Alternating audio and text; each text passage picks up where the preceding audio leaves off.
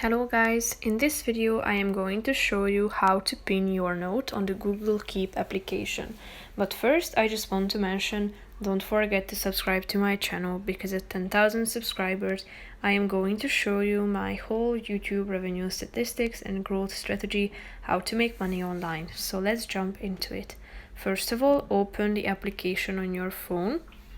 Now you should select from your already existing notes if you want to pin any of them, or you can also create a new one by tapping on the plus icon in the right side corner down below.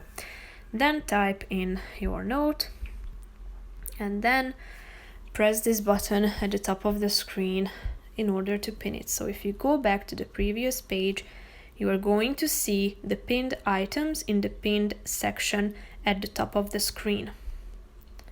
You can undo this pinning process by tapping on this button again, thereby removing from this section.